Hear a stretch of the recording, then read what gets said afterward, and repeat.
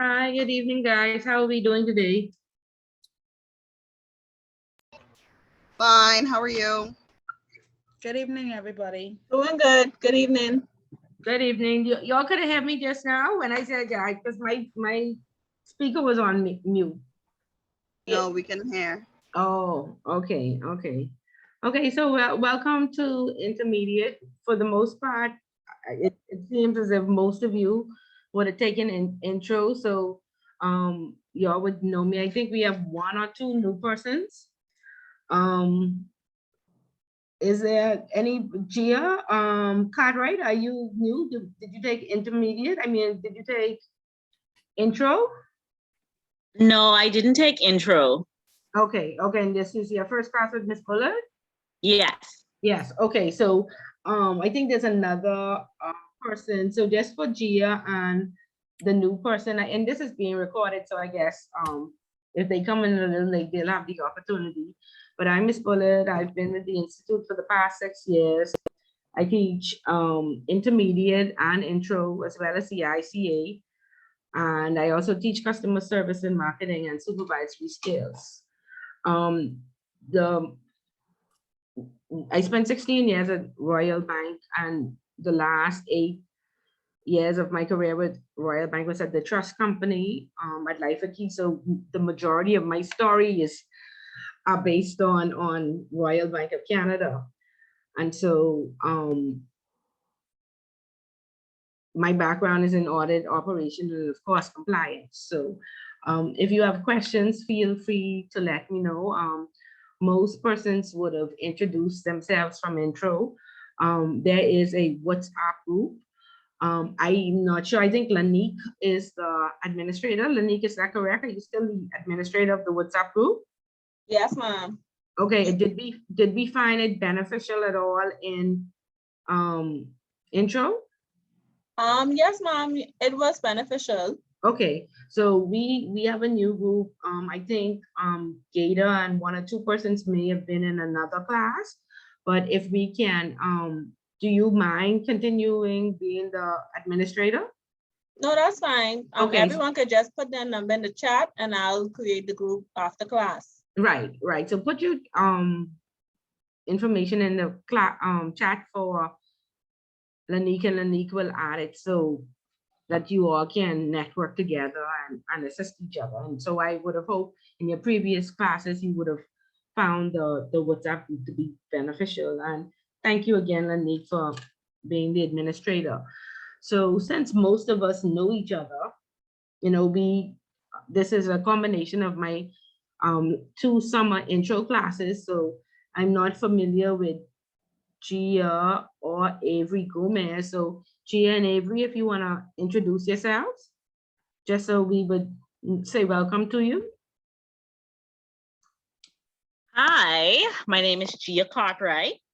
I am a branch internal control officer at Commonwealth Bank, Town Center Mall branch. I'm the representative there. I know one or two of the persons because they work at Commonwealth Bank. I've been in the position since 2017, but I just got no certification. So I'm just going through the motions now. Okay. Okay, Gia, welcome. And I just want to say that I started off at Royal Bank as a teller, then I moved to customer service, and then I moved to internal control. And I attribute the most of my success in my career to working in internal control, because of course, you know, you manage the various, or you review or audit the various sections of the institution. And so I learned a whole lot, you know, in internal control. So I am hoping that you are just as successful and, you know, working in internal control. Okay, so welcome. And thank you for sharing. Avery, you want to introduce yourself? Hi, my name is Avery Gomez. I'm in the corporate and financial service industry. And I did a few compliance introductory courses a year or two ago. I was also in the money wire transfer business also. Okay. Okay, so Avery, welcome. And if you scroll all the way down, you will see that you may be the only male in this class. So Oh, wow. welcome, and don't worry, the ladies can take care of you, because we like when there's at least one other point of view. Sometimes we go south and we Yeah, talk a lot, so you'll have to wheel us back in, okay, Avery? not a problem, not a problem. Okay, so thank you for sharing. Good Okay, afternoon. Hi, Miss Bullard. I'm also Hi. new. okay, go. Bria Butler, but why I know this name then, Bria? I was in your trust class before. Oh, trust? Yeah, I don't teach trust. Trust number one, no? No. Well, I'm not sure. Okay, so go ahead. Okay, my name is Bria Butler, everyone. I work at Delta Bank as an onboarding officer. I've been there for a year now. And I just want to get more knowledge on the compliance side, because since I'm the first line of defense, I want to know some more information about compliance. Okay, so very good and welcome. And feel free, we all, like I said, we all know each other in the class. Networking is a very important part of this class. Last semesters, it was a summer, it was short and sweet. And so, I gave persons a break, but this semester we have 10 long weeks. So we have enough time to network, get ourselves out there and definitely get to know each other. Okay, so by the end of this class, all of you are in the WhatsApp group. You should know each other. You should be studying together, building up a strong network with like-minded persons. Okay, so guys, I may go ahead because, like I said, the majority of the class has been an intro, so they already used to Miss Bullet, but for the persons that have not been, you can stop me. No question is a dumb question. And this class is discussion based. Now, for the most part, Ms. Bullet is just go on with the overview and then get some feedback. But it's discussion based. The expectation is that you read the chapter and then we come to have a discussion. So Ms. Bullet wants to move away completely from reading out of the book or me being the only person to speak for 3 hours. Because I be calling out, I can fall asleep, somebody talk back to me. So you'll make sure that you'll read in advance so that, we could have good dialogue and get good feedback. Okay, anybody have questions so far? No? Okay, good. So what I'll do is we could jump right into the instructions. And like I said, the persons who are in intro should be very familiar. And I don't know if y'all would even have questions, but this instruction sheet would work the exact same way it did in intro. So of course we know one essay is to be submitted for a grade. The overall passing grade for the course is 70%. Okay, the final exam is only 70%. Homework is 20%, and participation as well as there's a bonus 5%. So you can go into the exam comfortably with 30% if you do your homework. Now, I always tell persons, please do not wait until the last homework. Nobody ever listens to me, right? But I'm certain that most of you saw that if you waited to the last question, then you didn't have time to do a redo and you didn't have time to get feedback. And then persons will say, Bullet, I need my 30 points to get into the exam. So you can sit comfortably in the final exam with 30 points if you do what you ought to do in these next 9 weeks. But if you don't do it, then there's nothing Miss Bullet can do to help you. Okay, so one homework is required between 1,000 to 1,200 words. And for the persons who are new, you may be asking why so many words. This is the second level onto ICA. So most of us are on this journey together. The first level was intro, which was 5 weeks. The second level is intermediate, which is 10 weeks and 1 week for review, so 11 weeks. And then the third level is ICA, which is 9 months of anti-money laundering. and 9 months of governance, risk and compliance. Okay, so some persons would have stopped after the 5 weeks because, of course, compliance is very complex. It requires a lot of reading. It requires a lot of research. Okay, and so therefore, and then it also requires decision making, and a lot of persons, find it hard to make decisions, and they don't like to do research, and we definitely don't like to read it. Okay, so persons would have stopped on the first level, but most of you are here on the second level, and so that means you all like Miss Bullet. You all don't necessarily like to read, but you are tying yourself down and you're reading because you have an ultimate goal. And so 1,000 to 1,200 words is just a snippet of what ICA requires. In ICA, there are no exams. There are just 3 essays on the anti-money laundering side and 3 essays on the governance, risk, and compliance side. Each essay has to be 3,500 words. Okay, and so this 1,000 to 1,200 words is just a test to see if possibly you can move on to ICA. And if you can't, then we suggested you stop at intermediate. Okay, but if you can successfully write this essay and get the word count, do your research and answer the question correctly, then of course we encourage you to move on to ICA if that's your ultimate goal. Okay, and those exams are marked in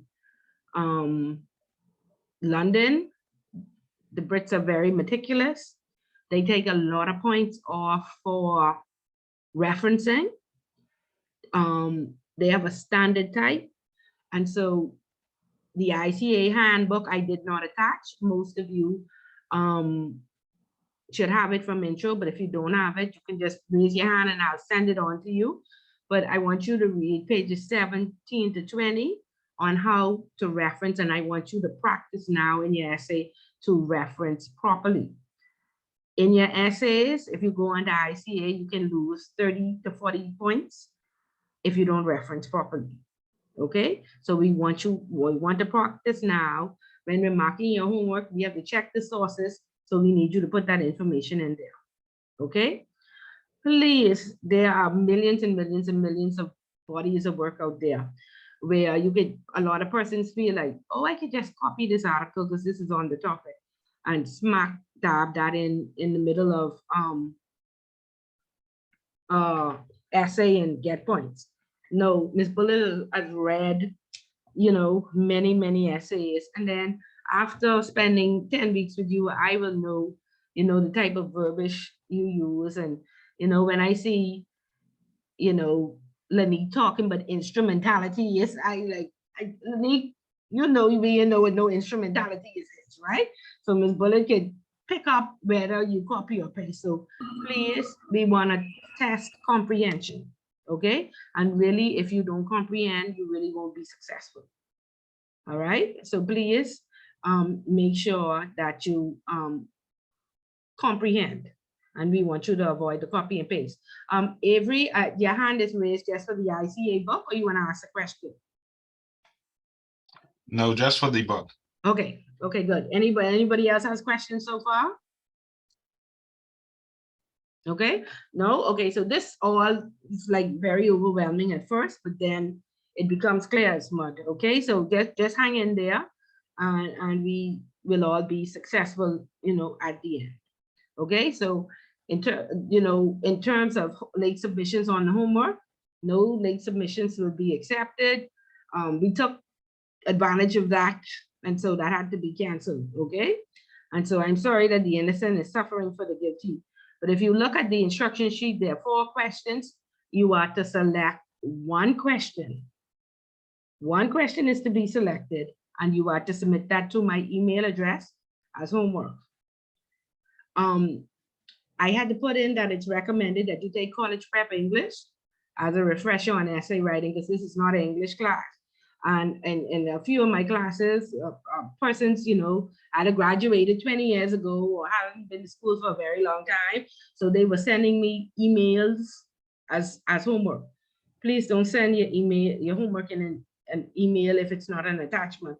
It must be done in Word and you know, whatever the standard formatting is, you follow that, whether it's APA or MLA. But Ms. Buller is not an English teacher, so you would have to go to English 119 to learn all those various things about English and how to write a proper essay. But I am seeing that it's a lot of persons just need a refresher.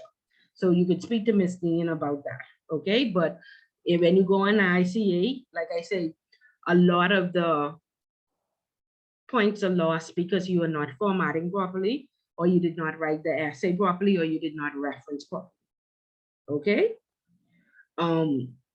Another big problem is that persons are not comprehending or understanding what the question is asked, okay? So there are 4 questions, you have to choose one, each has a due date. So 3 weeks away is the first question. Now, I recommend that you complete the first question. You don't have to, but I recommend that you do, because if you scroll all the way down to the bottom, we see that the final exam, which is on November 3rd, is 1 mandatory essay question worth 20 points, 15 multiple choice questions worth 2 points each, and 4 essays. Now, intermediate was 7 essays and no mandatory. This one has a mandatory question. More than likely, question 1 is going to be the mandatory question. And so we'd have to go into that. We'll look at question 1 just to make sure everybody's on the same track and they understand how to answer that, right? And so I recommend question 1, but by all means, you could pick question 2, 3, or 4. However, when we get to review, I strongly recommend that by the time we get to the review class, you would have done your research and you understand how to answer question 1. Okay, so is that clear? Any questions about the homework? We understand what needs to be done, the new persons, because I'm certain the persons who've been in the intro understand. Yeah, Avery, Gio? Yes, ma'am, I do. Yeah. Good, okay. Yeah, I'm following. Okay, good. So there's a 10% for participation. So that means you must read, you must attend, you must participate. As compliance professionals, we read the newspaper every day. If you work in other jurisdictions, like Asia, or if you have clients, I should say, in jurisdictions, then feel free to read the European news, the Asian news, Latin American news, and come to share with the class. But of course, we want you to read or watch the Bahamian news. So as a part of participation, you come each week and you let us know what's happening in the news. And for the first half an hour of class, that's what we do. We discuss, the events of the country and a brainstorm how we could, make things better and what have you. So that's the newspaper. Then there is a bonus point of 5%, and you attend either Toastmasters, Rotary, or Kiwanis, and you also come and share with the class by Thursday, October the 6th. Now, a lot of persons, the whole 10 weeks pass. Oh, Ms. Bullet, I didn't have time to go. Okay, if you don't have time to go, it's not forced, then you don't get the points. But please, people say, oh, I've been, but I forget, or I didn't introduce myself, or what have you. And of course, the whole point of it is to network. Corporate, this is where corporate Bahamas hangs out. These are the movers and the shakers of the, corporate world. And in this era, if you don't know somebody, you have to be qualified and you have to know somebody to get into these positions. So we want you to go out there, put your name out there, get to know some persons, and then come back and share with the class. Okay? You don't get any points for forgetting. You don't get any points for not being able to say, I don't know who the speaker was. Normally, if you go to Toastmasters, they have a word for the day. If you don't share a word for the day, no points. So we have had a lot of people just trying to get the 5%, but not showing up and participating. So please, take notes when you go. Persons from intro have already been, and so some people are already in the, one of these clubs. So feel free to send an invite to the group through the WhatsApp group, and find a friend in the class. And if you're a little shy, take somebody from the class to go with you to make it easier. Bria, go ahead. You have a question? Yes, I had a question about the homework assignment, the first one, the essay. If we complete question 1 or 2 or 3 or whatever, and you will grade it, and if we don't pass it, we have a chance to do question 2 or the other No. following questions? Or Yeah, you only have one chance? I normally give you the opportunity to redo it, especially if Hmm. it's question 1, because you really need to go into the exam already knowing how to answer that. Okay. Yeah, yeah. Okay. Yeah. And Okay. as for the due dates, so we'll go through all of these questions and then we could answer the essay. So we'll Right. cover the material in class and then before the Yeah. due date, so we'll Yeah, get an some- understanding. Yeah, this somewhere is somewhere in the something book we interesting. will cover it. But Okay. yeah, if you miss question 1, just go on to question 2. You know, persons will be like, oh, Miss Bullet, I really wanted to do question 1 and I missed the date. If you missed the date, just go on to the second one because these are being cross-marked. Okay. And Okay. so we don't want the answers to the question to be out there and people sharing information and, you know, other persons would have gotten their grade. So we want to be as fair as possible. You know, primarily that part of it is open book. So persons normally get 100%. Okay. If you get less than 70%, then we let you redo. But if you get 70 or more, there's no redo.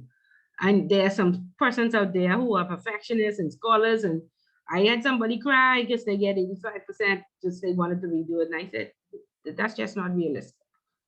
Okay, this ain't about, this is not a competition. You know, and if you even redo it, did you not truly get 85%? So this false sense of perfectionism, please. Y'all don't put yourself up through that. That just ain't worth it. I had persons repay to take the final exam because they got 90 and they wanted a 95. You know, some crazy stuff. But please don't put that type of pressure on yourself. It's you know, it don't make sense. It's too much stress. Okay. And these points, like I said, are very important. If you do not go comfortably into the final exam with some points, you probably won't be successful in the class. But if you do, most persons go sit comfortably in the final exam with 30% because they would have worked throughout the course. And trust me, it helps. Okay. Persons have said, Ms. Bullet, I see the difference with 5% weights. And so they were happy that they, you know, did their homework, they participated, and you know, they got their bonus points. Now, some people, you know, I'll be calling on their names and they don't respond to me. And then they want to report me for not giving them participation points after they fail. Y'all, please, if I call on your name a few times and you don't respond, I got to mark you absent. Okay. And I got to reduce your participation points. So please, you know, try to do your best and try to attend classes. Each class will be recorded. Please speak to Miguel. Miguel will let you know how to access the recordings after the classes. 2 persons raised their hand. Let's see, Shalisa, go ahead. Miss Bullet, I back. I am back. I am back. Excellent. Well, I was looking for you from last semester. It's like, Forget. I didn't forget. oh, because I tell Miss Steen something was wrong. I said, oh, this class ain't complete. Yeah, I didn't forget. So she put me up with it, so I didn't forget. Okay. But Okay. so question 1, right? Mm-hmm. The case study when it comes to bribery and corruption. So it's discuss the techniques and methods used for the flow of criminal money. So I did some little notes or whatever. And because I know, because the Bahamas is known as a transit country, would we necessarily have could include other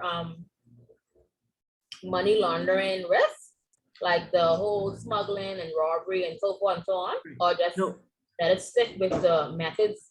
And yeah, you have to stick with bribery and corruption, and I'll show you as soon as we go through this. We could go on to that next, so you'll see how to answer the question. Okay. Yeah, we can do that next. Okay. So, are there any questions and on the instruction sheet for the new persons? Subscribe. All my intro persons should already be subscribed to their regulator, subscribe to the central bank, subscribe to the Securities Commission for the FinTech Hub. correct? And they should be getting emails and updates in terms of when there are meetings, when there are industry updates, and so on. You can also join the Bahamas Association of Compliance Officers as a student. There's an application form, and you can speak to Ms. Dean at the office on how to become a member of BACO. And your institution normally pays for like at least 2 memberships, but you would speak to them to see if that's a benefit that they offer their staff.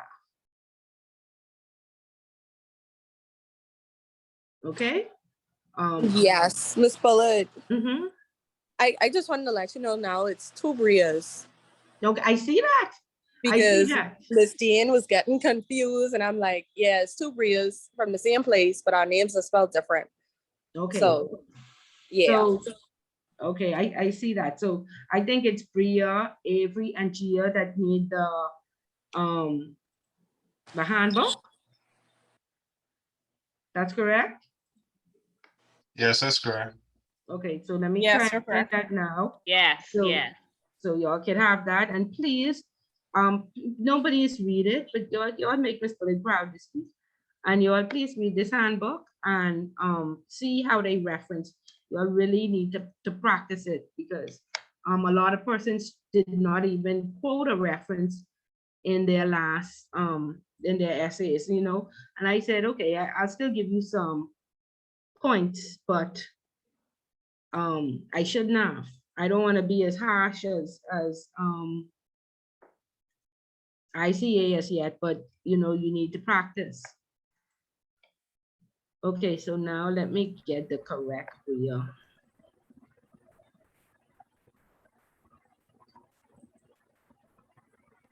Yeah, so they spelled different. So It's the BRIA, right?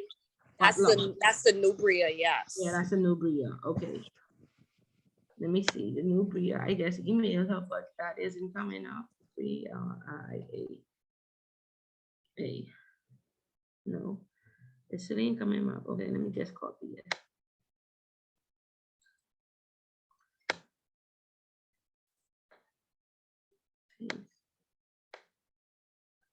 Okay. And everybody else still have it from intro, correct? Hi, Miss Paulette. My apologies. May I ask what handbook you're talking about? It's I see. Who's speaking one second? Demetria Oh, Seymour. you are new as well, Demetria? Yes, ma'am. Yes, ma'am. Okay. I'm going to send it to you. Okay, thank you. Okay. Your email isn't coming up.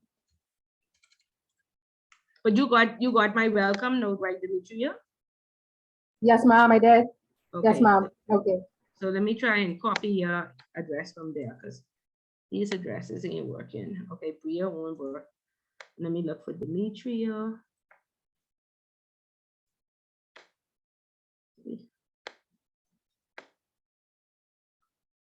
Demetria. SEY Demetria, that's you? Demetria? Yes, ma'am. Yes, Yeah. ma'am. SEYMOUR. Yes, ma'am. Okay. There you go. Okay. Okay, so check your email, and you should have the ICA handbook. Okay. So are we good with the instructions on homework on 10% your subscriptions? Miss Bullard, Yes. this question 1 is in the back of the new book that we got or the ICA? The new book that you got. Okay, great. Yeah, and we'll turn to it so everybody will be on the same page in a minute. Okay. We'll get to that in a minute. Okay, good. So we understand. So, you know, like I said, you'd have to get 100% on the final exam. That's a lot of pressure to put yourself under, you know, so do your work throughout the course and sit comfortably in the exam with 30%. And like, trust me, it really, really makes a difference. Okay. In intro, we did not have, you didn't get your hard copy of what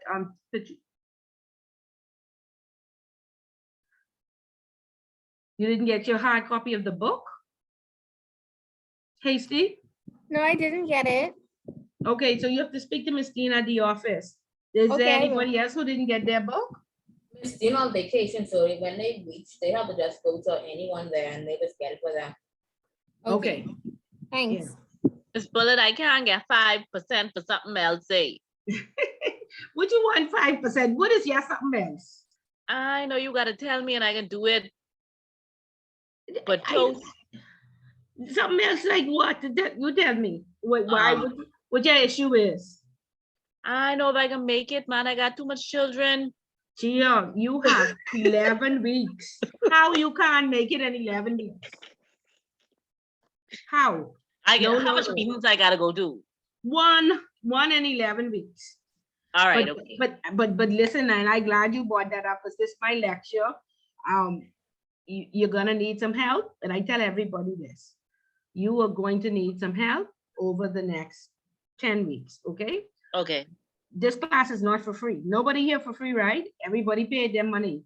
And it's the summertime. You could have gone on a vacation. You could have bought a new pair of shoes. You could have paid a bill. But you paid the institute and you made an investment in yourself. So please get a full return on your investment. And in order to get a full return, you need to unwind, have somebody help you with the children, have somebody help you at home. You know, no children sitting on your lap. I know it's difficult for you to be home and the kids think, you know, mommy and daddy home is time, my time, but no, please get somebody to babysit, even though you are home, you know, and I have a lot of little nieces and nephews. I pay them $5 and $10 or they just work for McDonald's money, you know, so I don't want you to incur any costs, but over the next couple of weeks, you need somebody to help you. So please, no cooking on Thursday night. No picking up the children from school on Thursdays. No extra housework or chores on Thursdays. Okay?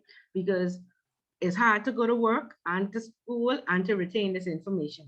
So a lot of times, some of you just sit here till you all fall asleep. Or some of y'all is be cooking. Many of y'all have the babies is be in the class, you know, and that just won't help you. So please, the key to this is being organized. Okay? And having somebody support you over the next 10 weeks. And you could always pay them back or say, I'll support you with something else, you know? And then you need to find a time to wind down or unwind and also a time to rejuvenate yourself so that you could pick up the book and study. But if you're going from crazy to crazy to crazy, I promise you, you won't be successful. And I always tell persons, I have some straight A students in my class who are scholars who say, Miss Bullet, I was the valedictorian 1 year ago and I can't pass your class. And it's not because they don't have the smarts to do it, it's because they're just overwhelmed by work, by marriage, by kids, by home, by life. Okay, so please speak to the people around you who love you, ask them for some support. And so, Gia, so you could free up yourself and attend this meeting. And like I say, not just rush in and rush out, or not just get a piece of this class and try to remember it. It doesn't work that way. You really have to leave here with a comprehension in order to be successful.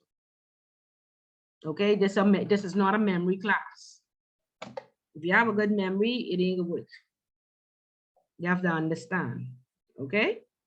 So please sort your lives out, okay? And that'll help. Okay, so along with the one piece of homework, there's also classwork. And this classwork was just created during the pandemic so everybody can, you know, ensure that they we are all on the same page.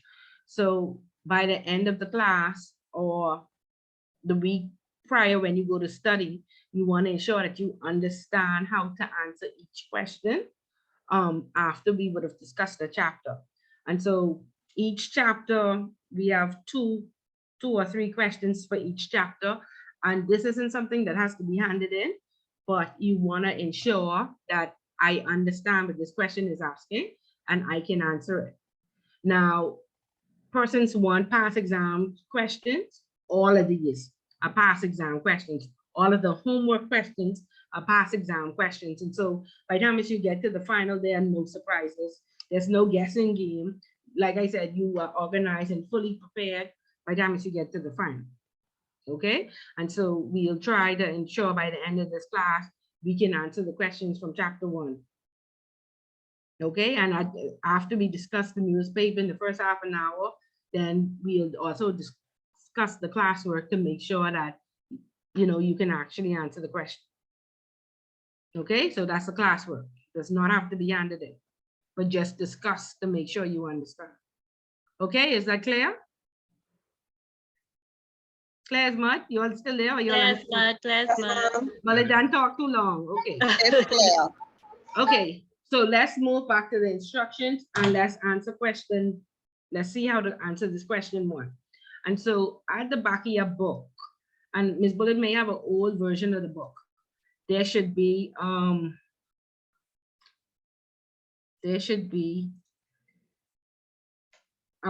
case 4 that says the Eggman group. So could everybody turn to the back of their books and look for the Eggman group?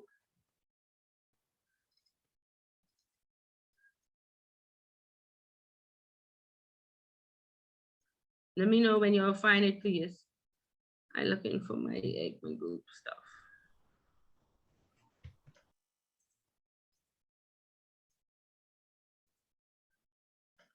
Where's my Eggman group stuff? Found it. Y'all found it, case 4, and it says the Eggman group? Yes, ma'am. Okay, so who wants to be my first reader? Look at the preface on the first page, and it just tells us who the Eggman group is. It's very short, so just somebody volunteer to read and tell us who the Eggman group is. Please go ahead. Who's the first person who found it? I found it first. Okay, so read first, please. Tell us who the You mean Eggman group is. This very first page, right? Yeah, let me look. I look in. Wait, On the preface. On the preface, it tells you who the Eggman group is. And Oh, that's okay. on page like 2. Yeah. Financial intelligence. Okay, I see it. So just read that first, please. Okay. This is a very timely book. Money laundering and terrorist financing are hidden crimes, and only concrete examples how proceeds of serious crimes are laundered and how terrorists fund their operations will shed light on these activities. This book will serve to better understand how money laundering and terrorist financing works and what the role of the FIUs is to prevent and combat these forms of crime.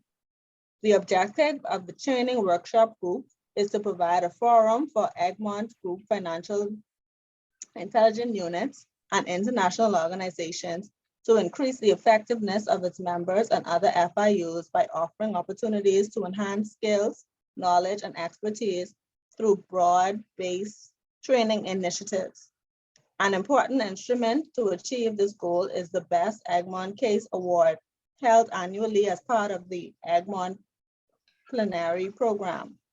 In the last years, a large number of contributions have been received. I am very grateful for my Vice Chair, Mr. Phil Hunkin, and his team to analyze all contributions, select the most relevant ones, and compile them in this publication. This book is hoped to contribute to making anti-money laundering and combating terrorist financing a functioning, effective, and valuable tool. Okay. Yeah. Very good. Okay, thank you so much for sharing. Okay, so the Eggman Group is a group of FIUs, financial intelligence units around the world. And what they did is they did an assessment on the most common crimes from various jurisdictions. And they compiled them. And if we look over the page right to the table of contents, you will see that they have categorized into various crimes. So of course we know that under money laundering, there are 21 crimes, correct? We learned that in intro. And so the financial intelligence around the world, they combine, you know, the stories and made, you know, the ones they look for commonalities and the ones that were most common, they put in into this booklet. And so if you look at your book, it's very thick. There are only 10 chapters. Each chapter is probably 4 or 5 pages. But at the back of the book, it's different excerpts from off the internet. And it should be some colored paper in between it. And so you can spend some time at the back of the book going through the various cases and writings that are on the back. And all of it is just for awareness. And so our topic this year, and like I always say this from intro, when you get a body of work, the first thing you do is look at the date, and the date isn't important in this case. If you're looking at laws and policies and procedures, you look at the date, because a lot of times laws have been updated and you're not looking at the most current version, and you may be quoting the law incorrectly, or you may be quoting the section of the law incorrectly. So you look at the table of contents, because of course in compliance, each piece of work is like 200 and 300 pages, right? And so our topic is bribery and corruption. And so there are 3 cases under bribery.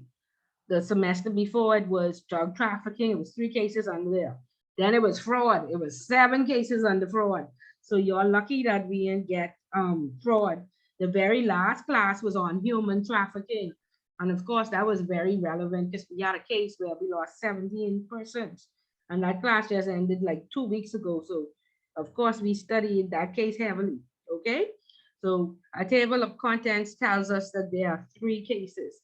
And let's look back at the instruction sheet and ensure that we understand the question, because a lot of times these questions have 2 or 3 parts. So we wanna ensure that we understand what is being asked.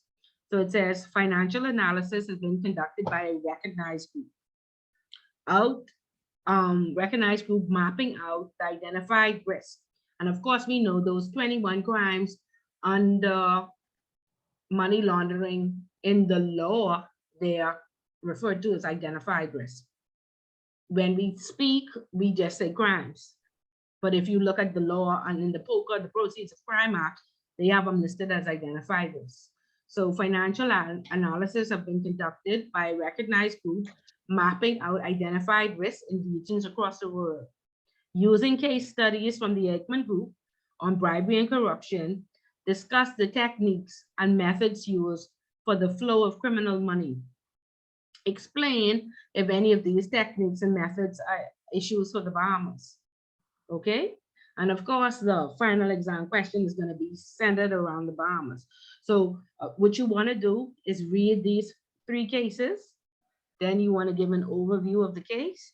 And then you want to say, does something like this happen in the Bahamas? And we are all law-abiding citizens, right? Would this happen in the Bahamas? And so the very first case, or the last one, the third one, talks on corruption in the civil service.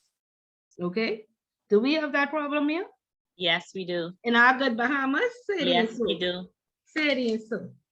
Okay? So what are some of the issues that you think? Give me 3 issues. You start, you give me 1. And I want 3 issues in total. What you would talk about in this essay? This question was accepting bribes. Okay. What cases what has happened? Let's just talk about government employees. Could we talk about the water and sewage case? Of course. But even before we go to the water and sewage case, when you go down to a government office, what has happened if you want something quickly? Hand come, hand go. Give me your little lunch money. Yes. Well, I don't give no good lunch money. I just give a smile. Tip, tip, tip. You in the Bahamas and you was getting things done? Yes, that's Yeah. because when your parents good to people, people is be good to you. No, that comes with something else, Miss Yasmin. Well, it don't come with that for me, Miss Gia. Well, she must don't live in the Bahamas, Gia. No. Gia, she live in another part, we ain't no boat. Because if you not, Yasmin, now come on. Now Call you me know. fortunate then. Just call me fortunate. You work for government ideas, man. You work for government ideas. No, We ma'am, must I be work for according. Commonwealth Bank Limited. Oh, I thought you work for government, but of course we know, if we want something done right away, little tip right here, little tip right there, right? And all of that falls under bribery and corruption. Okay, and somebody mentioned, can we talk about water and sewage? Yes, but of course, Mr. Gibson has not been charged. Adrian Gibson has not been charged. This my good co-worker. He's have nice parties. I know if I tell you about it, but Miss Bullet, he had a nice party, and Miss Bullet danced every song, and he had steaks and lobsters, and it was great. Okay, he was great. So you all familiar with this case? You all see, they call a name and they say a Department of Inland Revenue has been arraigned on extortion and fraud charges. 51-year-old is accused of demanding $10,000 for a businessman back in August, and he pleaded not guilty. Miss Bullet, good friend. If he have a party, Miss Bullet still go in. Okay, because he's have good parties. But this is a case that you could talk about, okay? That would be similar to this corruption case. And then, of course, we know our good Minister Shane Gibson, his wife is a good pastor. He speaks very well. And of course, we know that, what does it say? During an investigation, Gibson is accused of soliciting and accepting $280,000 in bribes from contractor Jonathan Nash. So of course, you know, he already win this case, and the government done sue the government for slander and all sorts of stuff. Okay, so. But do you really think that that's rightful? Do you think that he did not have a partner? He did not win. He won on a technicality. Okay, so if you win on a technicality, that does not mean that you are innocent. So how is the government paying somebody who is not proven innocent? Right?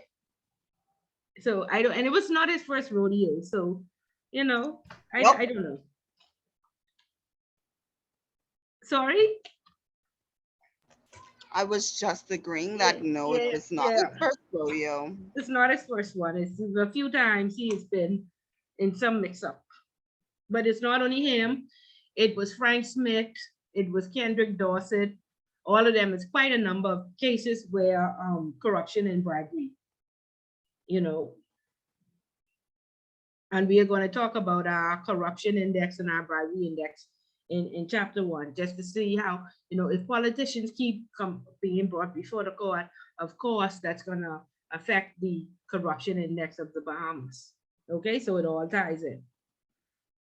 Okay, and so for the new persons, what we say is you do an overview and then you look for an example. You talk about, do these things happen in the Bahamas? Yes, they do. For example, Shane Gibson case, Hiram Cox case, Adrian Gibson case, and what have you. So you go online and that's how we prove understanding. Okay, so is that clear? And we want some extra points in there because on the final exam, this question is worth 20 points. Okay, so normally each question is 10 points, but this one is 20 points. So you want to really get some meat in there to make sure you get sufficient points. Okay, and there are 3 cases. So you want an overview of all 3 of the cases. And then you want to compare it to the Bahamas.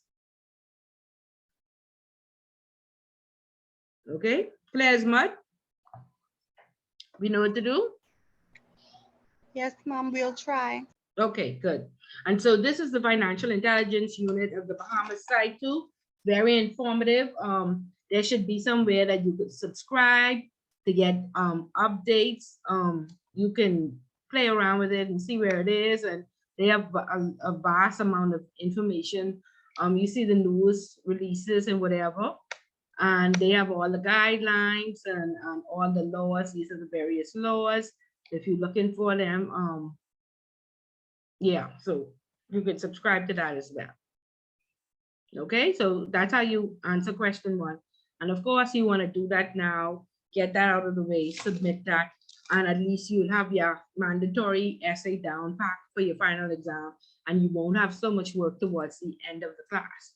Okay, so it's just a matter of organizing yourself. Okay.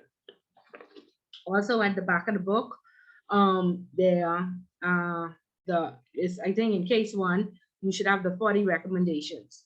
And of course, by now we should always, already know what the 40 recommendations are. International regulators, they create international standards. Countries have to put them into law. Bahamas put them into law under POCA, FTRA, FTRR. Then regulators write policies and procedures and guidelines, and then we all follow the regulators guideline, and our company has an internal AML policy. Okay, so international law, regulators, and then our internal AML policy.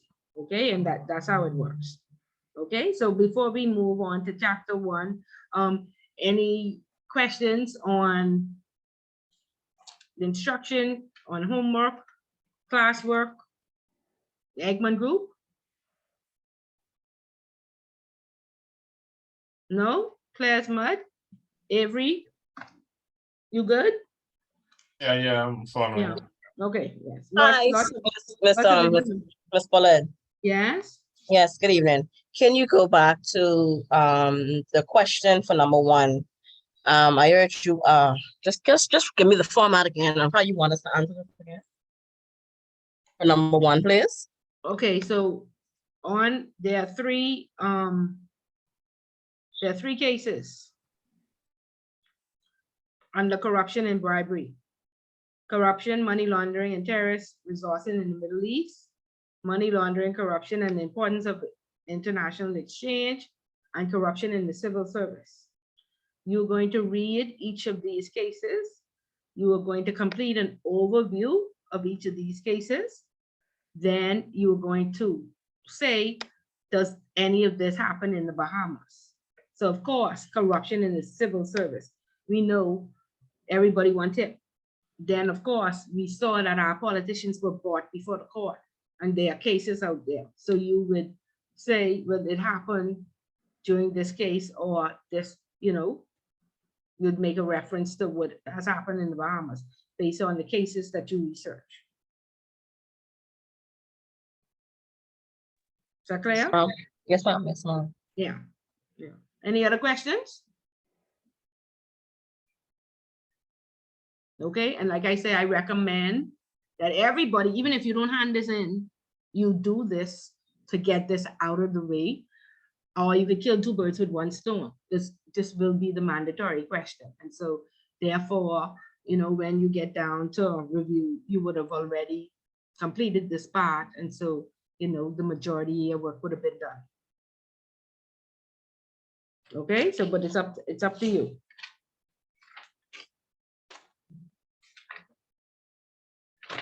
Okay. Okay, so any question, Bria Butler? You understand what needs to be done? Yes, I understand, Ms. Bullet. Okay, good. Very good. Very good. Okay, so chapter 1. Chapter 1 talks about anti-money laundering and terrorist financing proliferation in the context. Okay, so it starts off talking about, because any of you had the opportunity to read, or everybody just get their book and this is the first class and it's going to give us a break in? No, we read. You read? Go Yeah. ahead. Excellent, Avery. Tell us what you read in chapter 1. Recommendation 1. Okay, and do you understand what recommendation 1 is saying? I think I do. It's just basically that countries should identify, assess, and place control in place to mitigate the risk. Right. And so can you give me an example of how you would put a control in place to mitigate a risk? You can go by documents and policies. In any sector, like maybe in the banking industry, certain things that you can put in place. Okay, certain things like, you want somebody to help you, or you would be? You can This is procedure. you can put in some you can train your staff to know that you have to, for instance, collect 2 government identifications or have 2 signatures on checks. Things like that. Okay, excellent, Avery. Excellent. It's extremely right on point. So very good. So you comprehend. Okay, so the FATF recommendations, and of course, I said it was at the back of your book. The first thing that you want to do is look at the date, because when you go to Google and you're doing research, they tend to pick up the old version. And so in the back of your book, it should say updated June 2009. So that's the first thing. And I keep saying this, but persons don't take it seriously. And I'm still getting homework quoting old laws. Please check to make sure that you have the most current law and you are quoting the right thing, because you're going to lose points. Okay, now the back of the book has the updated version of June 2019. However, I went online and there's a updated of March 2022. Okay, so if you are writing answering a question, particularly for ICA, please use the March 2022 version, because they would have already known what the changes are, and they would you get points off if you use the old version. Okay, so that's very important. People don't listen to me, but it's very important. And of course, there's 142 pages. You will get overwhelmed starting from page 1. Okay, so always go to the table of contents and look for the specific topic that you're looking for. If it's money laundering offense, go right there. Read recommendation 3. Of course, recommendation 1 is what the book starts off with. And I think we would have looked at this briefly in intro, but this is how it looks, right? A lot of writing, but it basically says countries must assess their risks and put controls in place to protect their country against their risk. And then that means your company is from risk. Okay, and so like Avery said, one of the controls that you can put in place is you can ask for 2 forms of ID. Okay, the law only requires you to ask for 1 form, but you could, fraud is very high, especially in foreign countries in regards to getting fake IDs. So a control would be that even though the law says only get 1 ID, we are going to get 2. Okay, another control is we are going to get 2 persons to sign. And again, this is to protect against the risk of fraud. We are going to train our staff. Persons, a lot of persons, they have entry-level positions as account opening. Okay, but they don't, companies are not realizing that these people who, they may have a first degree, some of them are straight out of high school because it's an entry-level position. They don't understand the risk of hiring an untrained person and putting them on their front line to open accounts. Okay, because it's really at onboarding is when you are supposed to, see all this risk before you take on these customers. And a lot of times we're taking on the customers, we're not asking the right question, and we are letting these customers infiltrate our system. Okay, or we are dependent on, or I just received the forms that's compliance decision, whether or not, and it should not be that way. You should have, like somebody said, I am the first line of defense, so I am here because I want to learn how to do it properly. And so at the first line of defense, that person should be able to vet the client and ensure they corroborate the information that they receive. A lot of times we say, oh, you need a work permit, you need a job letter. These stuff come into the bank and we check the box. And that's what we moved away from, the rules-based approach. We move from checking the box to a risk-based approach, removing the thresholds, making sure that not everybody, just because they bring in 50 and or 40 and 19, 40 and 9.99, we don't have to vet them. No, if that's not within what their job letter says they make and they don't collect rent or have any other investments, no, they can't deposit 15,000. Okay, and so from the onboarding, that person is supposed to recognize that this profile does not match the amount of money this person makes. Okay, so we want to start corroborating the information before we even open this account for this person. Because that is when the person creates a profile at account opening. Okay, not just because they have $100 and they have a passport and an ID, that means we should let them open an account. Okay, we have to make sure we assess the risk properly and not just make it compliance business to decide whether or not this account should be open or not. Okay, so countries must assess, and then of course companies must assess, because what in the financial services sector, each regulator goes out to their industry. The insurance commission goes out to the insurance companies. The central bank goes out to the banks. The Securities Commission goes out to the securities, and so on and so on. The gaming goes out to gaming. Compliance goes out to the non-financial companies. Okay, and that's how they figure out the risk within the country.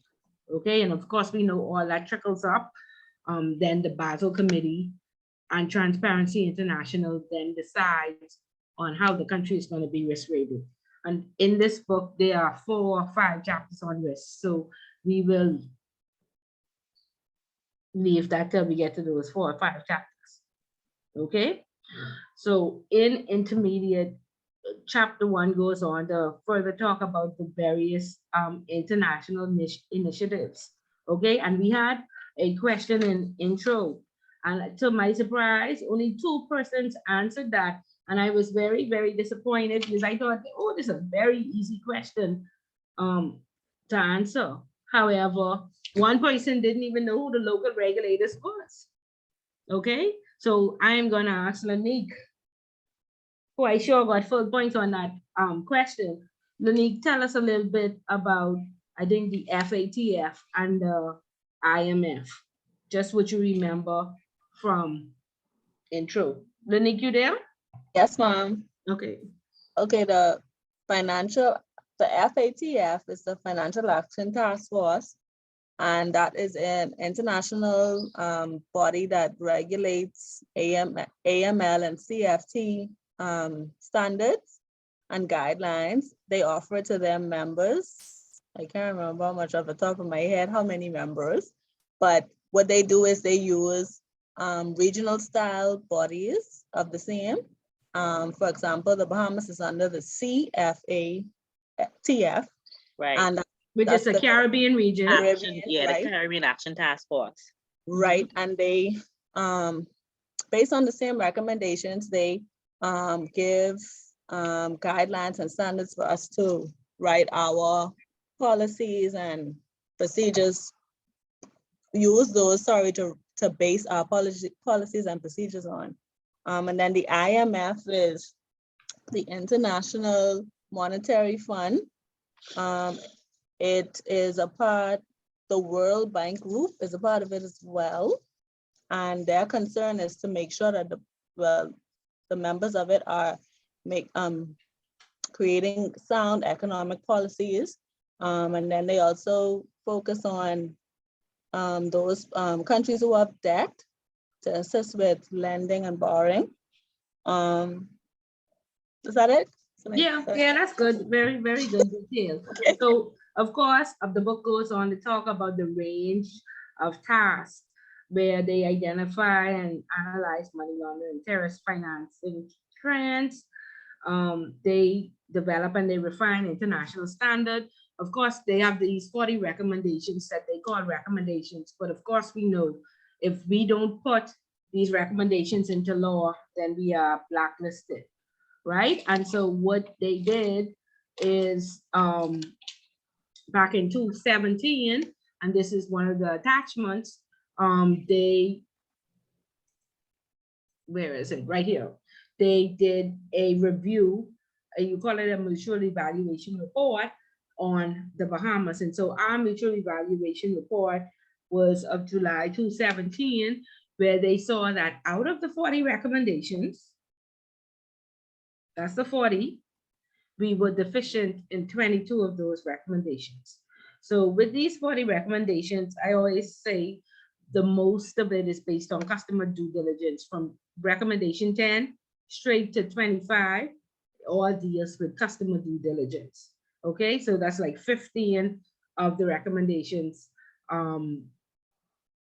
being related to customer due diligence. So please ensure that you understand customer due diligence. And so, of course, this report again, 157 pages, and I normally go right to the introduction to the key findings to find out exactly which recommendations the Bahamas was deficient in.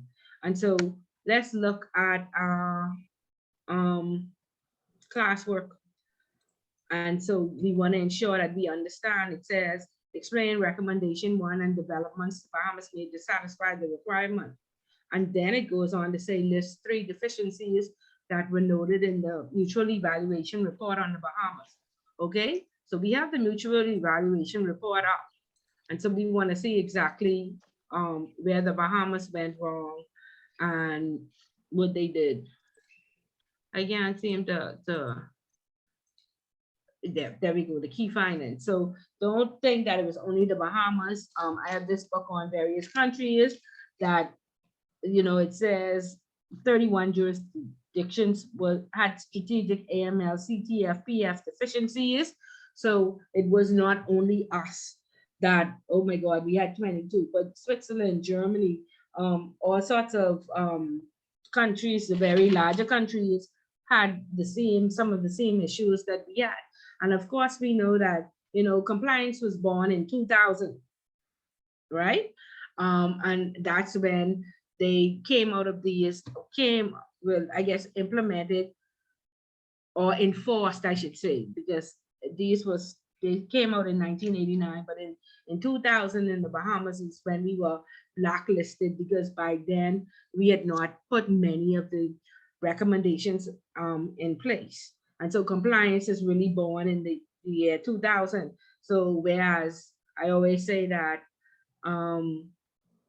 finance and human resource and operations was around for the last 30 years. From inception, compliance is just born so very young. This is with 22, so only 22 years old. We still partying, we still trying to get it right. However, from this mutual evaluation report, we got blacklisted a few times because we had used a staggered approach. And we used that staggered approach because regulation is very expensive. Okay, and so we don't have the resources that other countries have to implement, the central bank and all the other regulators had to create an analytics department where they hired like some 20 persons each to just man the financial services sector. And so they had to be trained. Then they needed systems. They had to, like I say, they had to find a space for these people, and these people were then enforcing. And so then they go out and they do inspections to make sure that all of this is implemented. And I just want to give you an example. The IRS spent $18 million to update their system just for their taxes, FACA. So could you imagine, that's just one aspect of these 40 recommendations. Could you imagine where would the Bahamas find $18 million from just to fix one issue, just to fix one of these 40 recommendations? So of course, like I said, regulation is very expensive. Nobody was helping us fit this bill. And so the Bahamas took a staggered approach. And so the international regulators, they were kind of lenient because they did blacklist us and we fixed some stuff. And so instead of being blacklisted, we went on a gray list. But, it was 18 more years before they came back and really slammed it on us and said, well, you have to implement this or, we will completely blacklist you and make you high risk. And then a lot of countries won't do business with you. And so a lot of businesses closed down because they simply couldn't afford it, to hire a compliance officer. And you can't just hire a one-man band if you have 800 customers. Okay, then these systems cost $1 million. Somebody have to train somebody to use the system, so it's very expensive, and then you have to enforce it. So then you need to create a whole department, and remember now, compliance makes no money for the business. And so therefore, a lot of companies do not want to invest in the compliance department. They want to invest in sales because that's where all the revenue is coming from. So it's like a double-edged sword. And so we saw that a lot of branches closed down, a lot of banks closed, and not only here. And I think I told you on the story where I have a colleague in Switzerland who said we had 250 banks and trusts, and after we implemented the full 40 recommendations, we now only have 50. So that means 200 banks and trusts closed down because they simply did not have the money to pay a compliance officer $60, $70, $80,000 a year, put in $1 million system, hire staff, train them annually, and all the things that come with regulation. Okay, so it is very expensive. Nevertheless, they came in 2017, and they said it's been long enough, 17 more years. You have to get rid of these bank secrecy laws you have. You can no longer be a tax haven. And so they were adamant that we implement these into laws. And so, of course, we still put in some laws and put some loopholes in the laws. Like when we created the tax law, we said that persons will be charged if they evade customs duty and VAT, but not international taxes in another country. And so it took them a while to recheck and catch up on us. And so then we had to fix that to include international countries. So, our governments did that because, of course, we still had a lot of offshore accounts on our books, and persons had not declared to their countries that they, had this money and sitting in the Bahamas. So we lose a lot of customers, and we lose, like I say, banks close down and staff go home. And so we use that staggered approach. Nevertheless, the question asks about recommendation 1. And so it says, the Bahamas is still completing its money laundering, terrorist financing, national risk assessment, the NRA, and has yet to develop documented national AML CF policies. There's a reasonable understanding of the risk among competent authorities, and they are the regulators in the Bahamas on account of the NRA exercise. There's a need for this understanding to be placed within the context of the Bahamas as an international financial center, and for it to be shared with relevant stakeholders. Measures also need to be taken to mitigate money laundering, terrorist financing risks. A good foundation for national coordination and cooperation at the national level has been established through the task force. Okay, so basically that is saying our national risk assessment is not complete. And of course, at the time in 2017, our non-financial companies were not even regulated as yet. And they are the accounting firms, the law firms, the real estate companies with a corporate service providers arm or a financial service providers arm. So they were regulated in 2019. And so what that meant is in 2019, in order for them to get licensed, they had to have a compliance officer on staff. So imagine not ever being licensed every year and not having a compliance officer. And now all of a sudden you have to have one. Okay, you have to go out, find $50,000, $60,000 to pay and develop this position, right? With systems and everything. And so a lot of those closed down. And so what that also meant is that the financial service sector is made up of the insurance companies, the banks, the number houses, the lawyers, accounting firms, and real estates that have the corporate service providers arm and Securities Commission. And so that means nobody from the Compliance Commission is even working there yet to give us information on this industry that has not been developed. And so that would hold up our national risk assessment from being complete. Okay, is that clear? Yeah, that's clear. You're there? Okay. Yes, ma'am. Y'all Yeah. fall asleep on me. Okay, so that's question one.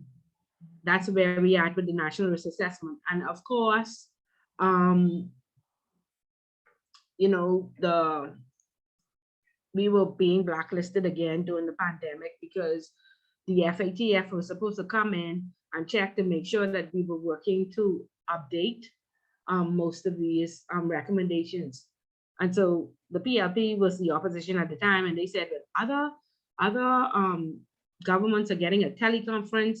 You all can request a teleconference and um, tell us where we are, because you all are not doing what you all are supposed to do. So this was in September 2020 when they did an update. And so what you could do is just press shift, I think, or control in F5. Let me see. I downloaded this. No, shift and F8. Yeah, and put in risk. And you would see that risk, Miss Boy can't spell. Yeah, risk, everywhere risk is, it's highlighted. And so you look at this update form. This is what the F&M government has put up now. I don't see anything coming from the PLP, and this from 2020. And in this, you would see that they had promised that the risk assessment would have been submitted to the international regulators by March of 2022. However, there's been no word. I've heard nothing. You know, the government did change, so they changed all the players. And so, you know, the new people have to get in place. But we are currently medium high, and, you know, the governor has put in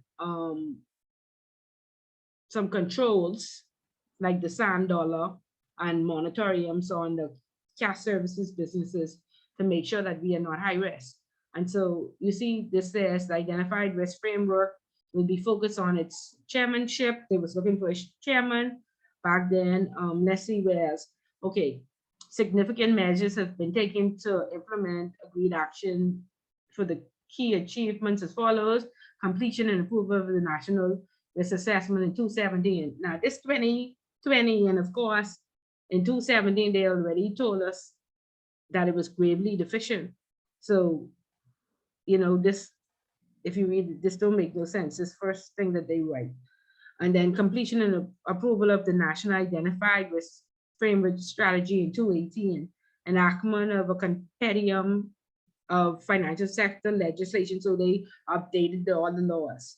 And I think it was recommendation 1 you can find in section 5 of the FTRA, which made a risk assessment mandatory for everybody in the financial services sector. So it was on the books before, however, it was not mandatory and it was not enforced. So of course nobody did it because it's a whole lot of work, right? But now it's in law and it's also being enforced. So that entire analytics department that they hired is now going out to, if you work at the central bank and analytics department, you have a portfolio of banks that you check daily to make sure that, you know, they are meeting the, you know, all of the new laws that were updated in 2018. Okay, so we looking for risk, and it says the work of the National Identified Risk Framework Coordinator. No, we specifically looking for recommendation 1. So it says notable activities, incomplete national risk assessment. They're just saying that it was incomplete. They say it was absence of a risk-based supervision for credit unions, gaming licenses, and securities. So of course, now we know that all of the credit unions report into the central bank. And again, that means they make it mandatory for a risk assessment to be completed by all credit unions. And then it says Bahamas conducted a risk assessment from 2015 to 2016. The NRA report was submitted to cabinet and approved. Then again, all of that is redundant, but I guess they just put all of that in there. We want to know where's the new risk assessment and what have you done since the laws changed in 2018. So you just scroll down and it says Bahamas developed a 3-year framework strategy. There's a national identified risk over, yeah. It was finalized in 2018 and approved in April 2018. They rehauling the country's framework to produce an effective system. Okay, and they have 6 themes. um, and it's somewhere in here, it says that they expect it to be completed by March 2022, but it's March, is August now, and there's no word. So you can use this update based on whatever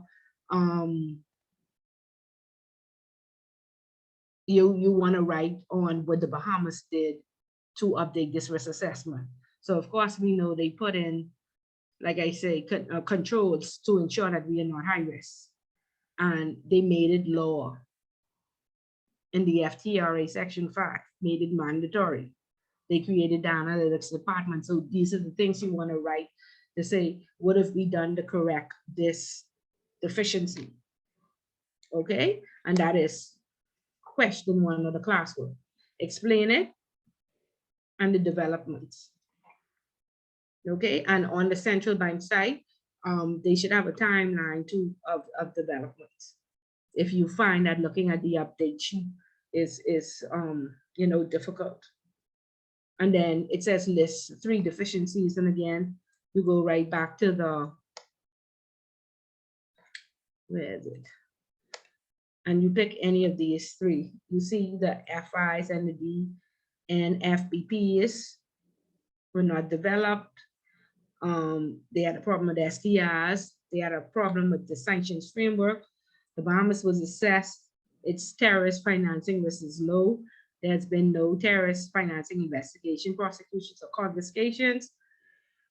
So of course we know all our terrorist financing laws were updated.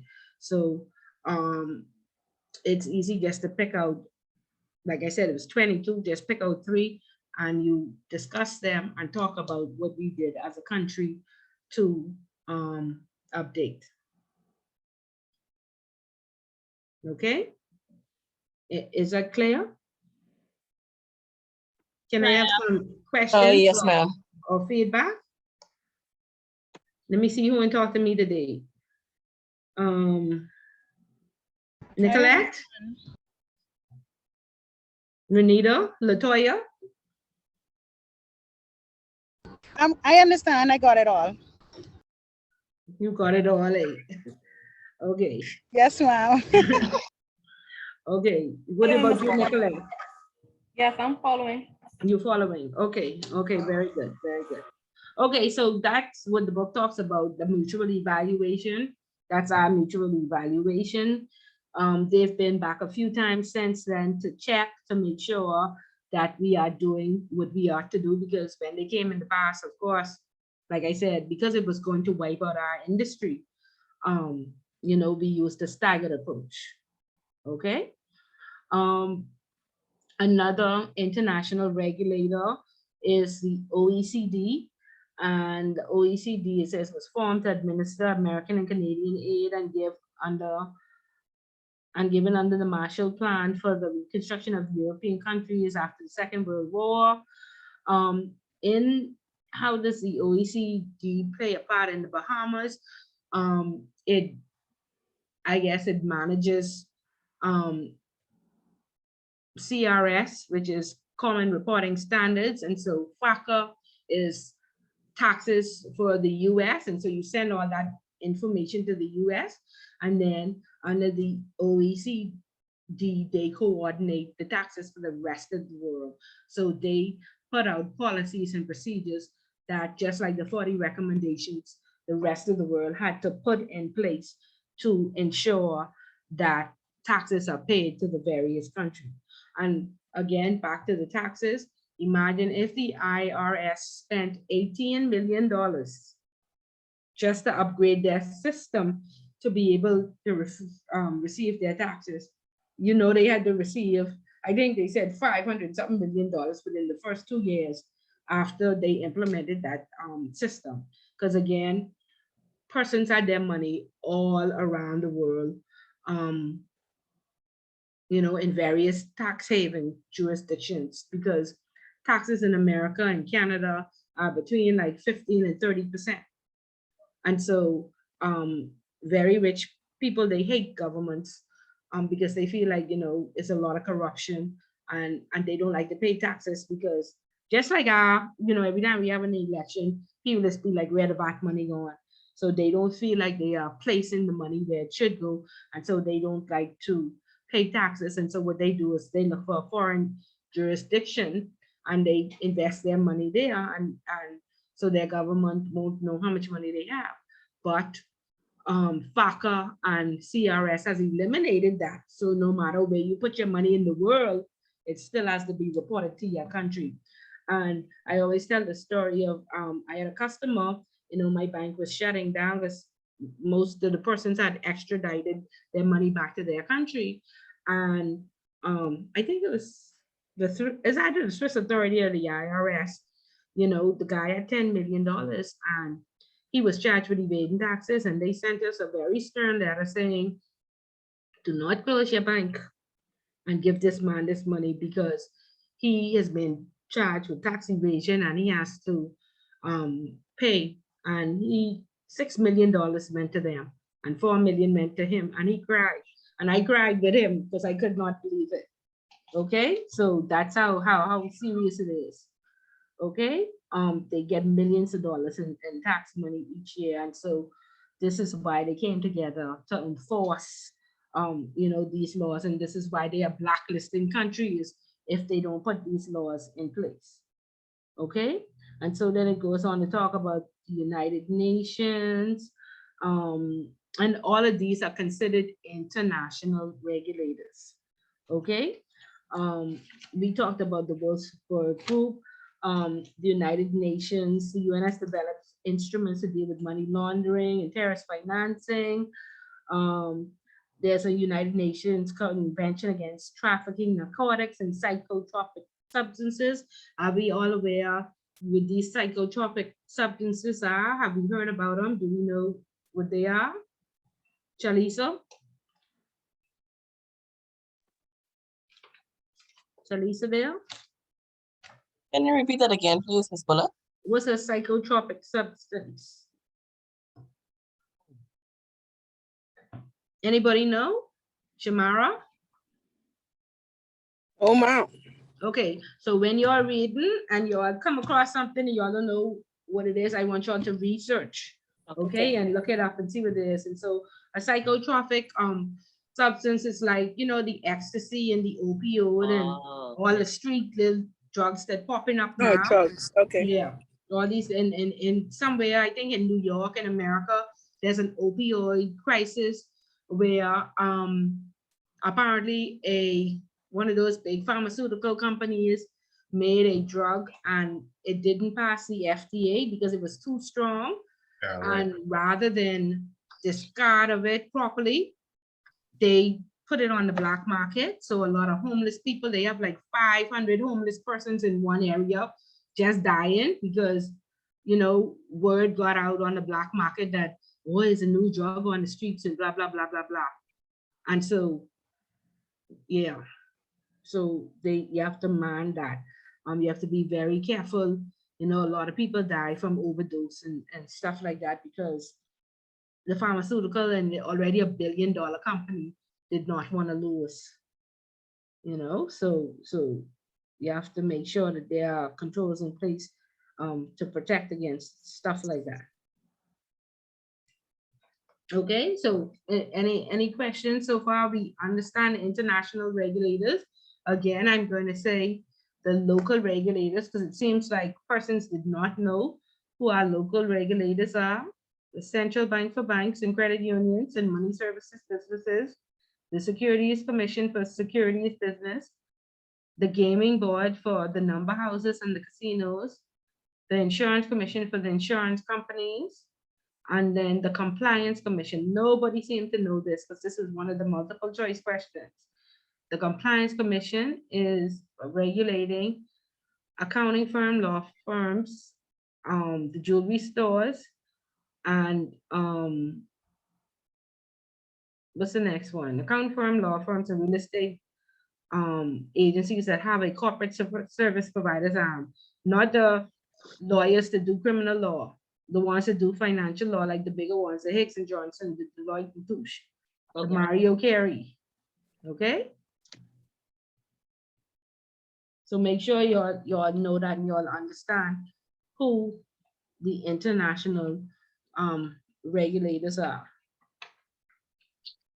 The local. Yeah, the international and the local. Yes, correct. I was just seeing if you always wake, Avery. If you always wake. So you all help me pull it out.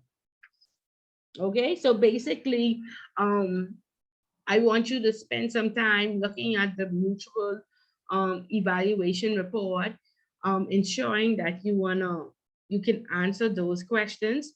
It takes a bit of research. I don't want to, it's easy to get overwhelmed with information. So I just want you to ensure that you can answer and know how to answer and know how to do research to answer the classwork. Okay? Satish, any questions? You'll give me some feedback. No, ma'am, I'm clear on everything. You're clear. Okay. Okay, and so you feel like you can complete your classwork. Yes, ma'am. Okay, okay. So that's what I want y'all to do. Start to read. You have 3 cases to read in terms of the Eggman group, but you have 3 weeks to submit that homework. So look at the classwork, start to do your research, look at the CFAT report, and answer those questions and ensure that, again, very popular question on the exam. And I think you all even saw it in intro. What are these deficiencies? What has the Bahamas done to correct these deficiencies? Okay, so that's what I want you to do. Just take the rest of the time and write it out and ensure that you understand it. Okay. Noted. Okay, great. Right. Okay, so guys, we'll end there so you can do your classwork, and then next week when we start, after we would have gotten our newspaper articles in, I want you to discuss, which recommendations you selected. Each person will come in and tell me 1 out of the 3 they selected and explain to me exactly what the Bahamas did to correct that. And so you may need to also, Google and do some additional research, not just depend on the information that you would have received, but go online and for the weeks and months that it took us to update, there are a lot of articles out there in terms of, if you say, what did the Bahamas do? Carl Bethel was the Attorney General at the time, and he was also the chairman of the CFATF at the time. So there's a lot of information out there that you can research to get those answers. Ms. Bullard, you Yes. said that classwork is discussed and not handed in, right? Yes, it's just discussed to make Okay. sure that you know how to answer it. Okay, great. Okay, but if I find that we are not discussing each week, then I'm gonna request that it be handed in Okay, that's for fine. marking. Yeah. Yeah, so please, everybody come do your part, do your research, and come with good information next week. So we want to ensure before we move into question or chapter 2 that we fully understand chapter 1 and the possible exam questions that could come out of it. Okay? Yes, ma'am. Yes, ma'am. Okay, Gia, you can send yours by email. Okay, guys, so have a great evening. And like I say, take the time to answer the questions, take the time to organize yourselves. And I really don't want you all to take that lightly. Like I said, get a little niece or nephew, somebody $5 for McDonald's. And I promise you, it will help, because life is very tough. It's very hard to go to school and very hard to work and go to school and deal with home. So for the next couple of weeks, please free up yourself so you can retain this, because Ms. Bullet has talked a lot and it's be hard to remember these things, so Miss Bullard, Sorry? We're still gonna be able to see the videos on YouTube, correct? Yes, Miguel. I think in your last class he was not well, so it took him a while to get those classes up, but he is up and running, and he should have them up each week. So by next class, he will send the steps on how for you to access them. Okay. Okay. Okay, good. Any other questions or concerns? No, and Lanique, did you get the numbers out of the chat? I was just about to ask if there was a register taken. Yeah, no, but Miguel would have taken the register, but Lanique, everybody put their name and their numbers in the chat for Lanique to add to the WhatsApp group. Miss Bullard. Yes. Because I'm sending mine via email, is there a specific amount of words or a word count for me? No word count. Just ensure that you answer the question. Okay. Yeah. Okay, Lynette, you still using the numbers? Yeah, I still get them. I see someone just added another one. Yeah, Dimitri, I'm just going to the question here. Miguel was taking the register. And that's why we asked that everybody put their first, full, and last name so you're not marked absent.